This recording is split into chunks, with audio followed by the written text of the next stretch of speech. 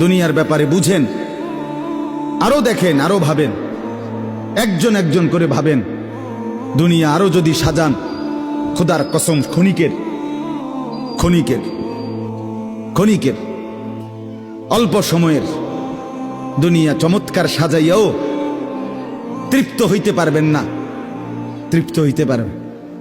এবছর চমৎকার রং দিছেন বিল্ডিং এ, 2 বছরের মাথাত বিভিন্ন খান দিয়া চামড়া উঠিয়া এটা আবার যে সেই, ঠিক কিনা বলেন? তা আবার রং দাও। এই সোফা চমৎকার বানাইছিল, ওই যে বার্নিশ নাই, দেখেন এই যে সোফা, এটা এই যে দেখেন, কথা বলেন না, এই সোফা এটার মধ্যে আসেনি বার্নিশ, তো এটা আবার কি করতে হইব? তো লাভ হইল কই? দুনিয়া তো ধোকা, দুনিয়া ধোকা। এই সৌন্দর্যময় চেহারা নারী 30 বছরের ব্যবধানে উনি বুড়ি, আর কেউ ফিররা সেদিকে ফিরা সেফও হালায় না। আজ যেই যুবতী, যেই বেহায়া নারী, বেপর্দা মহিলা বাজারে বাজারে ঘুরতো, যৌবন, আরে সেটা তার সম্পদ না, তারটা হইলে তো নিজের হইলে তো সে কখনোই বুড়া হইতো না। আল্লাহ তাআলা বলছে, আমি যখন যৌবন শেষ করে দিলাম, তো এখন আর কোন পুরুষ তার দিকে ফিররা থুতুও বালায় না।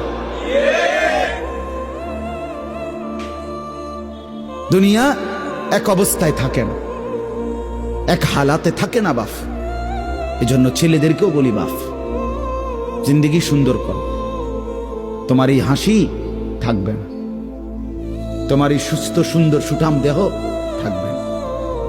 আন্তরিকতা নিয়ে শুনলে, নিজের ভিতরে নেক মানসিকতা যদি থাকে, গ্রহণ করার মানসিকতা, তাহলে অল্প কথা তো ফায়দা হয়। আর গ্রহণ করার মানসিকতা না থাকলেও 50 বছর শুনলেও গুনার অভ্যাস ছুটে না। দেখেন না 70 বছরের বুড়া মানুষ চা দোকানে টেলিভিশন দেখে, তাহলে এত বড় বুড়ো মানুষ, মুরব্বী, উনি এখনো যদি বিড়ি খায়, সিগারেট খায়, এখনো যদি চা দোকানে টেলিভিশন দেখে, তো ওনার এই মন্দ অভ্যাস, বদ অভ্যাস কত বছর পরে ছুটবে? উনি আরো কয়শো বছর বাঁচলে গিয়া বুঝবে এটা গুনাহ। আর ওনার আর মেয়াদ আছে কি? এই জন্য বললাম, আপনি খবর নিলে দেখবেন 30 বছর মসজিদে আসা যাওয়া করে ঠিকই, কিন্তু যথাযথ আন্তরিকতা, দিলের মধ্যে আখেরাতের কোনো মানসিকতাই নাই, নিজেকে বদলানোর অনুভূতিই নাই, ফিকিরে নাই। সোজা কথা, পরকাল বলতে কিছু, এখন যা আছি তাই। এখন সুখে থাকলে সুখী দুনিয়া, এখন দুঃখে থাকলে দুঃখী।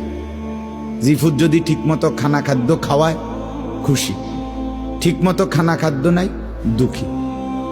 মানে দুনিয়া পেলে খুশি, দুনিয়া না পেলে দুঃখী।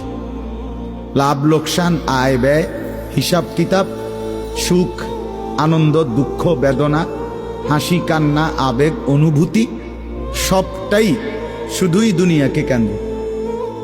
এখানে কি পেলাম? এখন কি পেলাম? এখন কি পেলাম?